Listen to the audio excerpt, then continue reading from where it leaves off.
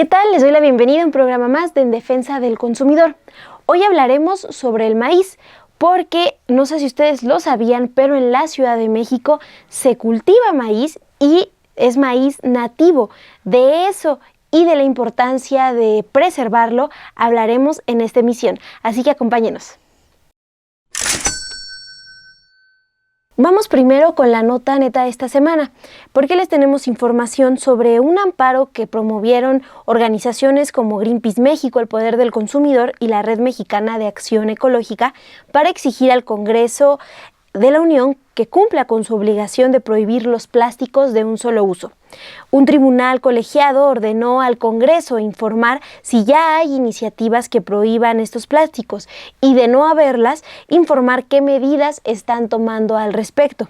Sin embargo, para las organizaciones civiles aún falta que se tomen decisiones de fondo que obliguen al Congreso a crear una ley que prohíba estos plásticos de un solo uso. Hay que recordar que desde hace 2 años la Suprema Corte de Justicia de la Nación invalidó las reglas que los prohibían, que fueron aprobadas en 29 estados de la República, al establecer que los congresos locales no tienen competencia para regular esta materia porque le corresponde al Congreso de la Unión.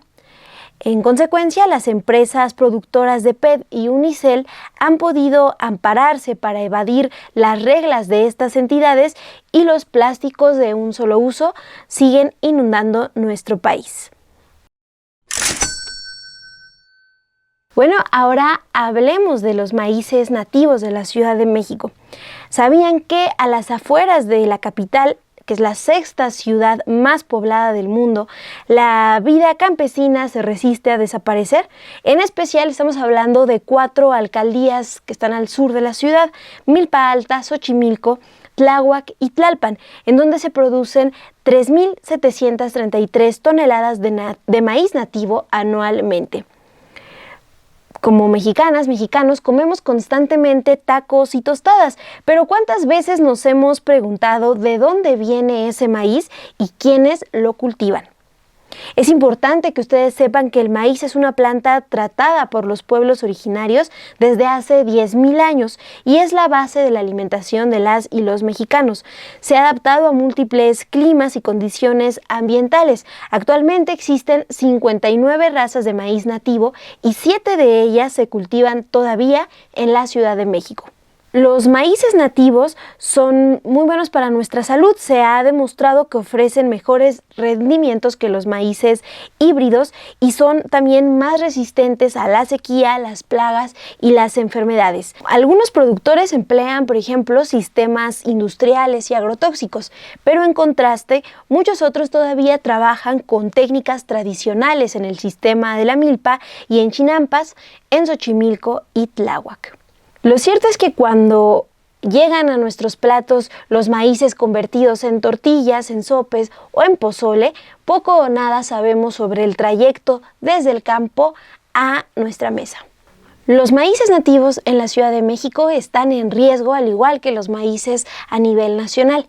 De eso y de la importancia de conservarlos hablaremos en entrevista con Greta Rico, documentalista y periodista, y también autora de la investigación Maíz Chilango. Y para hablar más sobre este importante tema, me da gusto recibir aquí en Defensa del Consumidor a Greta Rico. Ella es documentalista, fotógrafa y periodista. Muchas gracias, Greta. No, al contrario, muchas gracias, Monse, por la invitación. Y pues en primer lugar, me gustaría que nos ayudes a contarle a nuestra audiencia ¿qué te llevó primero a adentrarte en el mundo del maíz en la Ciudad de México y qué es lo que has logrado averiguar sobre los maíces que se cultivan en esta ciudad? Claro, pues la verdad es que ha sido un proceso muy interesante justamente desde que empecé como a interesarme por el tema. En realidad lo que me llevó pues a querer conocer más sobre la agricultura y el mundo del maíz en la Ciudad de México, pues tiene que ver con que pues, yo soy una mujer urbana. Yo nací, crecí en la periferia de la ciudad, en la zona metropolitana, y pues en realidad desde que yo soy niña lo único que he visto es concreto, ¿no? O sea, sí pertenezco a este sector de la población que al menos antes de este proyecto estaba completamente desvinculada del campo, de la agricultura, de cómo se producían nuestros alimentos y sobre todo de la importancia de conocer. También nuestro chilangocentrismo de repente nos lleva a pensar que todo lo que sucede aquí son edificios y concreto, y en realidad el territorio mismo de la Ciudad de México es mucho más amplio. La diversidad de historias que se pueden encontrar es muy grande, e incluso también nos lleva a pensar que no existen sitios rurales dentro de la ciudad, y fue uno de mis grandes descubrimientos a nivel personal, claramente, ¿no? Porque esto no es parte como de un descubrimiento periodístico. Darme cuenta que en realidad en la Ciudad de México, bueno, uno de los datos importantísimos que yo encontré cuando comencé a hacer esta investigación es que pues alrededor del 50% del territorio de la ciudad es área de conservación, ¿no? Y son áreas que están destinadas justamente a la agricultura tradicional, con métodos agroecológicos, un poco realmente como se ha hecho agricultura desde antes de la colonia. Y además muchas de estas áreas son pues reservas naturales y áreas en donde, por ejemplo, justamente por este tipo de catalogación no se pueden utilizar semillas transgénicas ni tampoco ningún tipo de pesticida como es, por ejemplo, el glifosato, ¿no? Entonces, bueno, como que fue eso, ¿no? En primera instancia, como de, ¿cómo que se siembra aquí? ¿Cómo que se siembra maíz, no? Fue un poco como esta curiosidad natural lo que me llevó a adentrarme, pues, en esta investigación. Y en esa investigación, ahora sí que además de esto que nos comentas, de descubrir la cantidad de territorio que es área protegida, pues, ¿de qué tipo de maíz hablamos o hablas cuando comentas que se cultiva en la Ciudad de México, ¿no? ¿Quiénes lo producen y en qué condiciones? Pues solamente para que nos demos una idea, bueno, yo esperaría que la mayoría de nuestra audiencia lo sepa, pero para quienes no, pues México es centro de origen del maíz. Este fue la región del mundo en donde se domesticó esta semilla y se le conoce como una semilla civilizatoria. ¿Esto qué quiere decir, no? A lo largo de la historia universal ha habido diferentes áreas geográficas en donde se han domesticado semillas que han permitido en realidad que se asienten civilizaciones en esos territorios, ¿no? O sea, recordemos como esta historia evolutiva del hombre en donde pues hay muchas teorías que dicen que pues las primeras poblaciones eran nómadas, ¿no? Que se trasladaban, de un lugar a otro, principalmente en la búsqueda de alimento, ¿no? Y no es sino hasta que se empiezan a domesticar las semillas y se comienzan a generar procesos de agricultura que las personas comenzaron a decir, bueno, pues ya podemos vivir aquí porque ya podemos sostener nuestra alimentación, ¿no? Bueno, de ahí derivan un montón de otras cosas, como por ejemplo asentarse cerca de cuerpos de agua, ¿no? Que bueno, esto ya viene también en otro tipo de situaciones, pero concretamente cuando hablamos de agricultura y de domesticación de semillas, también solemos referirnos a semillas civilizatorias como semillas que permitieron pues que se generara toda una cultura también alimentaria alrededor de estos granos, ¿no? En el caso de Latinoamérica, pues está justamente el caso del maíz, ¿no? En la zona mesoamericana, que comprende gran parte del territorio sur de México, pero por ejemplo en Asia también tenemos el arroz, ¿no? En algunas zonas de Europa y del Medio Oriente está, por ejemplo, el trigo, ¿no? Entonces ahí vamos viendo cómo pues estos granos han permitido la base de la cultura alimentaria de muchas sociedades.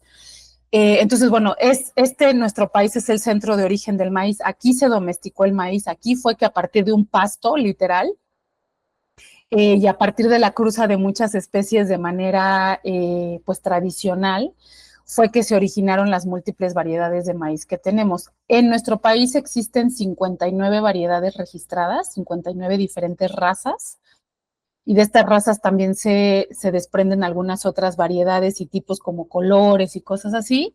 Y en la Ciudad de México habitan 7 diferentes razas de maíces nativos, ¿no? Que son, por ejemplo, maíces, que fue parte también de mis hallazgos, que ha sido muy interesante entender y ya después explicarte a la gente a partir de los reportajes que he estado produciendo, que son maíces, por ejemplo, que están adaptados a la altura, como es, por ejemplo, en la zona de la delegación, bueno, de la alcaldía Tlalpan, cerca del bosque del Ajusco.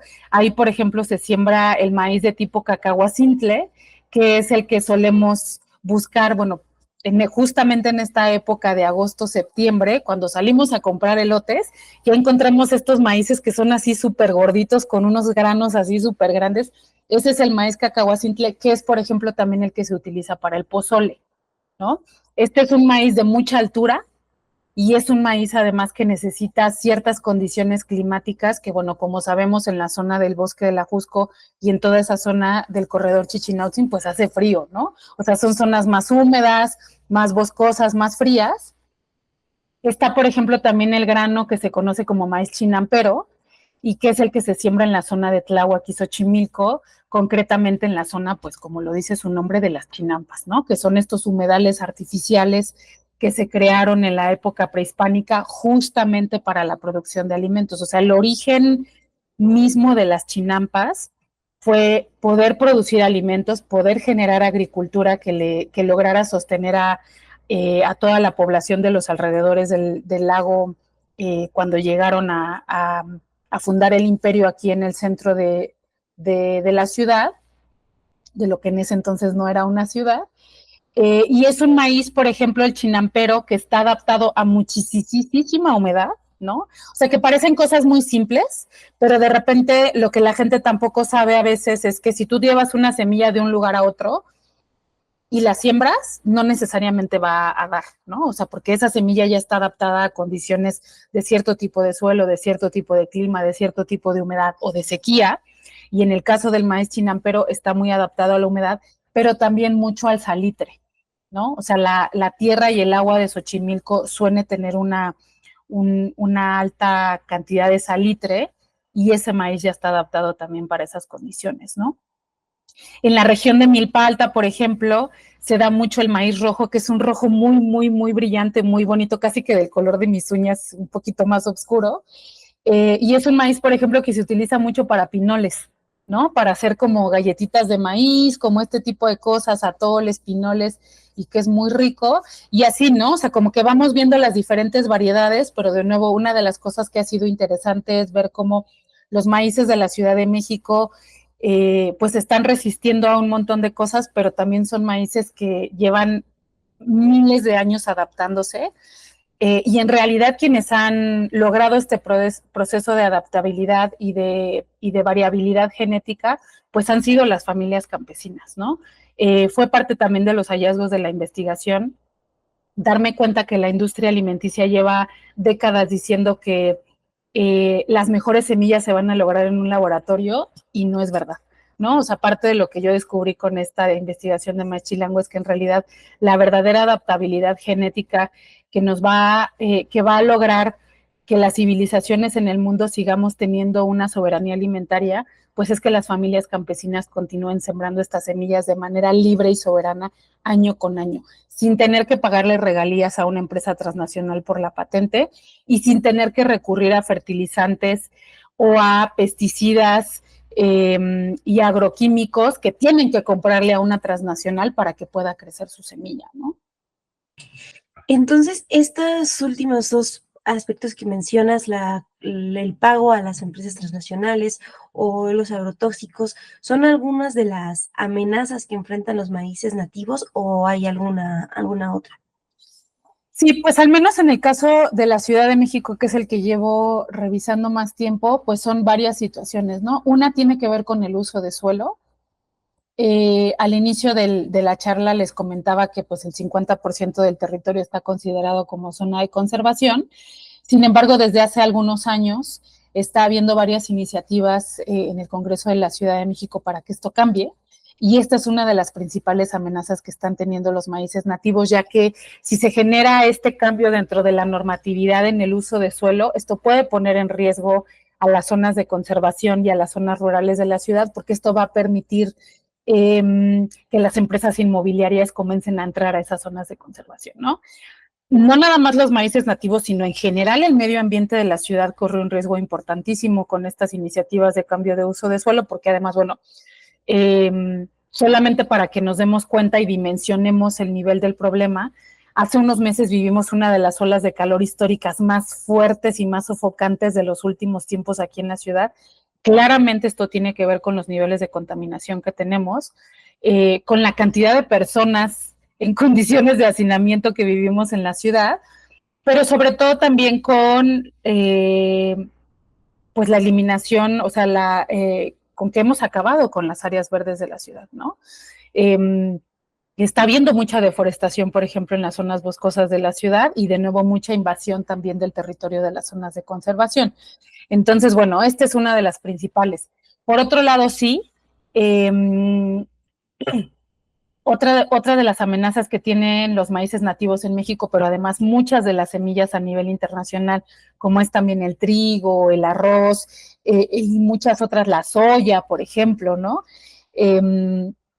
Pues tiene que ver con que pues las empresas transnacionales, los monopolios de los alimentos, por nombrar algunas empresas como es el caso de Monsanto, de DuPont, de Bayer, pues están intentando a partir de estrategias legales cambiar las regulaciones internas de los países, uno, para que se permita la siembra de semillas transgénicas en esos territorios y dos, para que se permita también la utilización de pesticidas, que ya está documentado que hay muchísima evidencia científica e incluso recomendaciones de organizaciones internacionales como la OMS, que dice que son posibles cancerígenos y que están teniendo impactos importantes en la salud de las personas, y a pesar de eso las empresas están haciendo mucho lobby para que los gobiernos permitan que se utilicen todos esos insumos, ¿no? Entonces, bueno, hablando concretamente de este tema de las semillas transgénicas y de los agrotóxicos, pues sí es una fuerte amenaza que esto se permita en el territorio mexicano, ya que,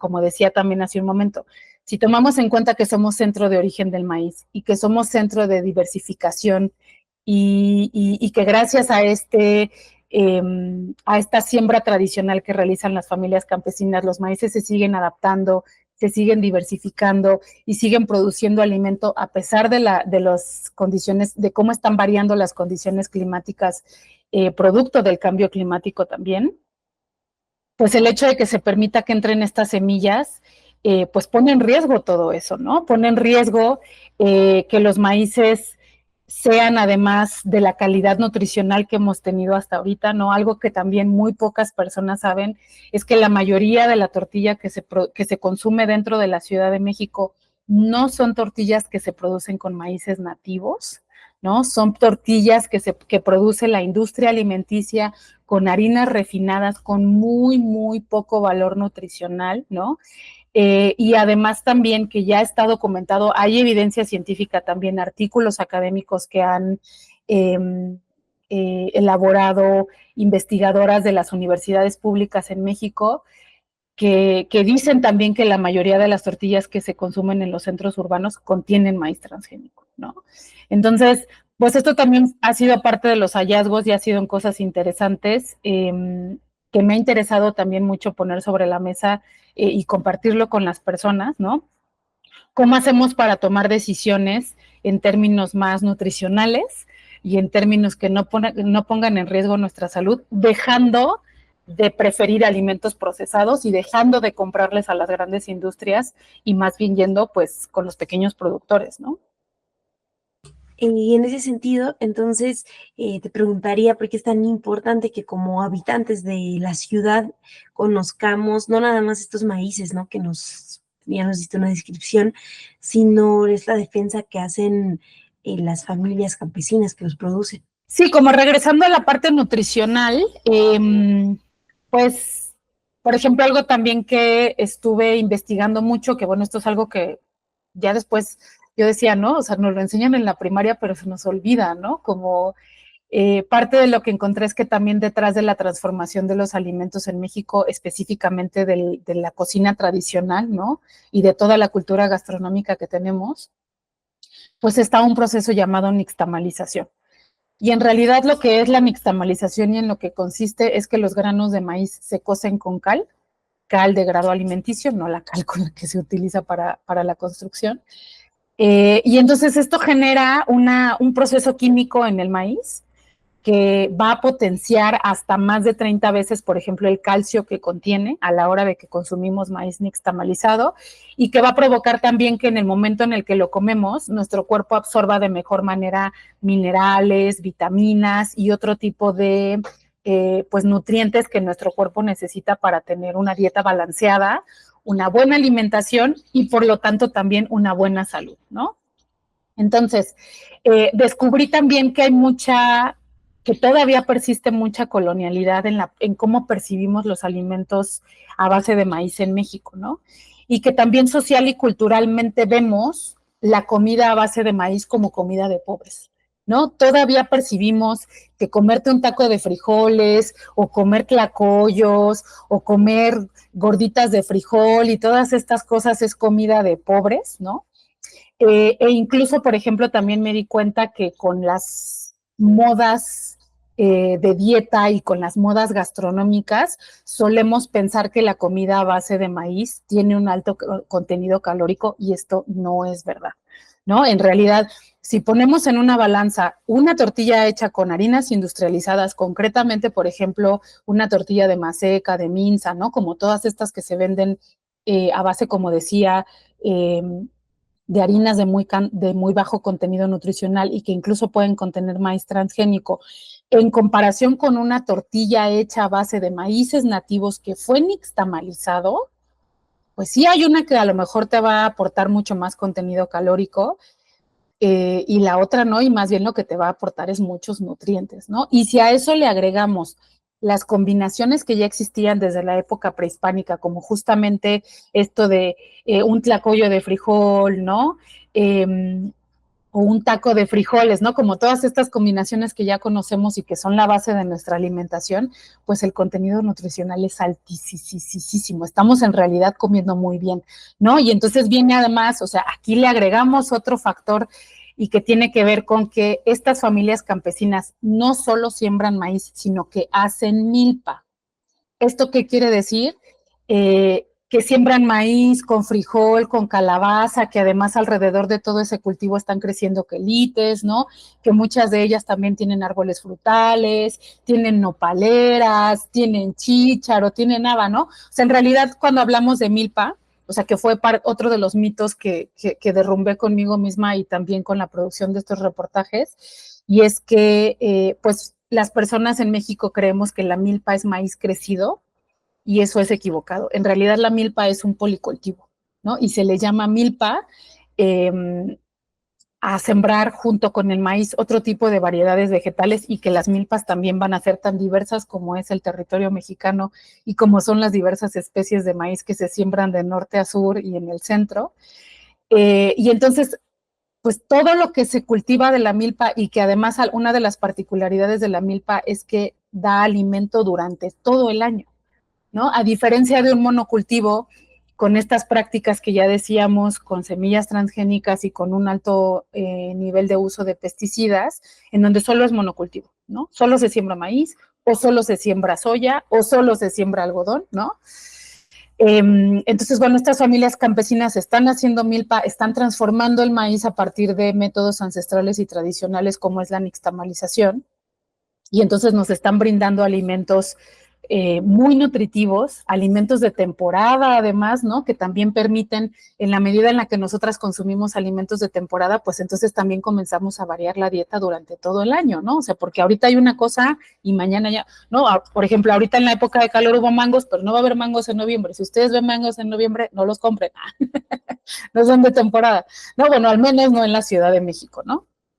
Entonces, pues eso ha sido muy interesante ir conociendo cómo nuestros hábitos alimenticios se han ido modificando y cómo hemos dejado de preferir los alimentos que vienen del campo o de la ciudad, ¿no? Alimentos además que vienen de una muy corta distribución, ¿no? O sea, algo que también quisiera problematizar un poco con estas historias y con estos reportajes es cómo también la industria y las modas de la dieta nos han vendido que tenemos que preferir alimentos que cruzaron el Pacífico o el Atlántico para llegar a nuestra mesa, cuando en realidad pueden venir de Milpa Alta, de Tlalpa, de Xochimilco, de Tláhuac, ¿no? Y entonces también estamos aportando o estamos teniendo preferencias de consumo que no están impactando tanto en el medio ambiente. ¿Qué pasaría si se perdieran estas razas de maíz nativo? Por lo que yo percibo es que nos quedaríamos sin opciones de alimentos más nutritivos y adecuados a nuestro entorno, ¿no? Pero no sé si se me está yendo ahí algo. La realidad de las cosas es que las semillas que se producen en el laboratorio no funcionan de esta manera en donde la siembra y se crece, sino que necesitas adquirir todo un paquete tecnológico que viene justamente con el fertilizante, el agrotóxico, el pesticida, todas estas cosas, ¿no? Que vienen junto con la semilla para que pueda crecer. Y entonces esto lo que está generando es que los campesinos en muchos países del mundo, las familias, las personas campesinas, adquieran una deuda muy, muy grande para poder sostener su producción, ¿no? Entonces, una de las cosas que también creo que hemos dejado de vislumbrar, pues, y que tiene que ver con vivir en un mundo capitalista, ¿no? Es que la mayor libertad que pueden tener las personas en el mundo, uno de los signos de libertad más grandes que podemos tener eh, como habitantes de este mundo, tiene que ver con la libertad de tener una semilla y sembrarla. En realidad lo que ha generado supervivencia a todas las civilizaciones del mundo desde el principio de los tiempos ha sido la agricultura, ha sido poder sembrar, porque pues claramente si no comes ni tomas agua, pues te mueres, ¿no?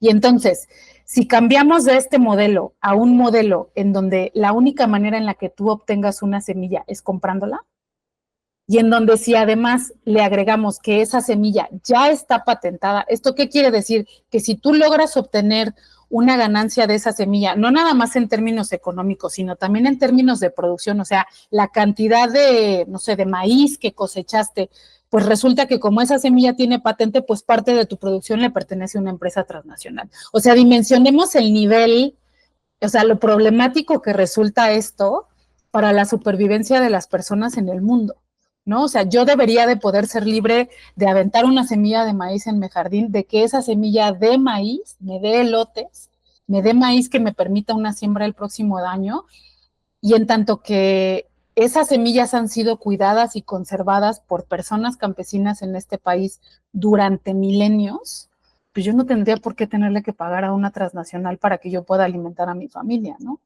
Entonces, pues sí, claramente es un riesgo muy, muy importante, y justamente por esto es que todas las personas en el mundo deberíamos estar conscientes de lo que implica que sigamos prefiriendo ciertos productos y que sigamos consumiéndole a ciertas empresas que únicamente se están enriqueciendo, ¿no? O sea, que en realidad no están aportando, uno, nutrientes a las personas, porque muchos de estos alimentos ultraprocesados están generando enfermedades crónicas en las poblaciones del mundo. Y por otro lado, pues qué mejor que ese dinero que yo estoy dando para comprar alimento, pues se vaya a una familia productora, o sea, en donde no hubo intermediarios, ¿no? Ellos sembraron, ellos producieron, ellos están comercializando, y entonces ese dinero que yo estoy dando se va directamente a estas familias y a estas personas que están haciendo este cuidado y conservación de las semillas nativas. Me gustaría preguntarte de qué forma podemos nosotras como ciudadanas, como ciudadanos en la ciudad, acercarnos o apoyar esta producción agrícola que está resistiendo, ¿no? Y tiene que ver con que en los últimos años han surgido modas de consumir alimentos orgánicos, ¿no? Porque, ay, sí, porque el orgánico, no sé qué. Y sí, es verdad que en la Ciudad de México existen espacios o sea, muy inaccesibles económicamente para todas las personas, en donde venden orgánico, ¿no? Porque además lo orgánico viene con una certificación para la cual las familias productoras tienen que pagar muchísimo dinero, y claramente las familias productoras, las familias que sostienen el campo en México, no pueden pagar esa certificación. Una de las cosas que también descubrí con esta investigación es que la milpa, ¿no? O sea, este policultivo del que hablaba, en donde crecen quelites, que surge a partir de la tríada mesoamericana, que es maíz, frijol, calabaza, en donde también entra el chile, ¿no? Como todas estas variedades vegetales que podemos encontrar ahí. O sea, la milpa de origen es orgánica, si la quieren llamar así, o en lenguaje de las familias productoras es agroecológica. Es decir, para hacer milpa no hay manera de que utilices ningún tipo de químico, pesticida, ni nada que dañe pues el resto de las plantas que crecen ahí. Como te decía, ¿no? De cómo la industria nos ha ido cambiando el chip y nos ha ido moviendo hacia que tengamos cierta preferencia, en lugar de que prefiramos los alimentos o elijamos los alimentos que vienen de los pequeños productores. Ahora, también creo que la pregunta interesante es cómo los encontramos, dónde podemos consumir todo eso, que es un poco lo que me estabas preguntando. Y entonces, bueno, hay centros de distribución, y que aquí sí pues es importante que lo diga, ¿no? Hay algunos que sí son, o sea, el precio es un poquito más elevado a lo que vamos a encontrar en otros mercados, que también ahí es importante decirlo, ¿no? O sea, sí es verdad que ir al mercado nada más no es garantía, porque muchos de los alimentos que se comercializan en el mercado, pues sí vienen de monocultivos o donde sí se utilizan pesticidas, en donde sí están teniendo prácticas de agricultura, pues que no necesariamente son las más saludables para nuestro organismo. Pero bueno, sí hay ya espacios y redes muy importantes dentro de la Ciudad de México para la distribución de alimentos. Una de ellas son los mercados alternativos, ¿no? Que ya hay en diferentes puntos de la ciudad, que los pueden buscar en redes sociales. Está, por ejemplo, el mercado alternativo de Tlalpan, el mercado alternativo de Xochimilco. Está también iniciativas como la de Valle Verde en Tláhuac, ¿no? Que son un colectivo que está cultivando hortalizas, verduras, un montón de cosas con métodos agroecológicos, ¿no? Están también, pues, iniciativas como la Cooperativa Imposible, ¿no? Que también están aliados con un montón de redes de personas productoras, tanto en la ciudad como en los alrededores, con cadenas cortas de distribución, y todo es agroecológico. Ahora, otras alternativas que también existen, yo siempre les digo, ¿no? Como cuando vayan al mercado, busquen a estas personas, que generalmente son mujeres, pero no siempre, que tienen puestitos así chiquititos, que tienen así montoncitos de calabaza y montoncitos de no sé qué y ta. Esas señoras muy probablemente cortaron todo eso en la mañana de su traspatio, ¿no? O fueron con la vecina como que también a que les diera un poquito de y se lanzaron al mercado, y esas señoras no necesariamente están utilizando pesticidas agroecológicos y todo eso. Suelen ser también señoras que incluso hasta a veces dan más barato que traen también montoncitos de tortillas, ¿no? De tlacoyo y todo eso. ¿Qué es lo que sí está poniendo en riesgo la alimentación de las personas en la Ciudad de México? El tiempo y la explotación laboral, no necesariamente el término económico, que ese es también otro debate que creo que sería súper interesante tener, ¿no? ¿Cuánto tiempo tenemos las personas en la Ciudad de México para preparar nuestros alimentos? Y si a eso le agregas a lo mejor una mujer jefa de familia que tiene 3 hijos y que además trabaja, o sea, pues claramente llega en la noche y ya es así como de, bueno, ya, comemos lo que haya, ¿no? Y eso yo lo puedo entender y me parece como súper legítimo también. O sea, justamente creo que los debates tienen que ya pasar a otro plano y dejar de estar en lo económico, porque ya está probado también, pues que en realidad cuesta lo mismo comprarte las papitas súper chafas que no te aportan ningún nutriente, a lo mejor una quesadillita ahí con la doñita de tortillas azules, un tlacoyito o alguna otra cosa, ¿no? Greta Rico, documentalista, periodista y fotógrafa, te agradezco mucho esta entrevista para En Defensa del Consumidor. No, al contrario, Monse, muchísimas gracias, y muchas gracias a las personas por interesarse en este tema tan importante, y pues aquí seguimos. Ya escuchamos a Greta Rico. Hay opciones aún en la ciudad para elegir alimentos naturales y preservar nuestros maíces nativos. Pero voy a compartir con ustedes una serie de consejos que nos hacen llegar desde el poder del consumidor. El primero es, si ustedes viven al sur de la Ciudad de México, pueden acercarse a los productores de la periferia y averiguar quién hace tortillas con maíces nativos. El segundo es que cuando acudan a las tortillerías, pregunten si las tortillas son de maíz nixtamalizado o de harina de maíz. El tercero es acostumbrarse a preguntar de dónde viene el maíz con que se hacen las tortillas que consumimos. El cuarto, no comprar tortillas en supermercados o tiendas. De preferencia, vayan a los tianguis, a los mercados locales y busquen a quienes lleven productos de sus comunidades. El quinto es sugerirles que entren al directorio de la Fundación Tortilla. Ahí podrán buscar tortillerías, tianguis alternativos, restaurantes y todo lo relacionado con nuestros maíces nativos. Aquí en Defensa del Consumidor ya hemos hablado de cómo al vivir en las ciudades poco a poco hemos dejado de consumir alimentos tradicionales cambiándolos por ultraprocesados. Lo mismo ha pasado pues con los maíces nativos, que cada vez los vemos más lejanos de nuestra dieta. Pero con esta información espero que se animen a acercarse a estos productores y productoras locales. Cuéntenos en los comentarios ¿qué opinan del tema? ¿Ustedes ya conocían que hay maíces nativos en la capital? Y no se olviden también de revisar esta investigación Maíz Chilango. Los leemos siempre con mucha atención. Gracias por sus likes, por sus comentarios. Y nos vemos el próximo martes, ya lo saben, aquí por Estudio B en Defensa del Consumidor.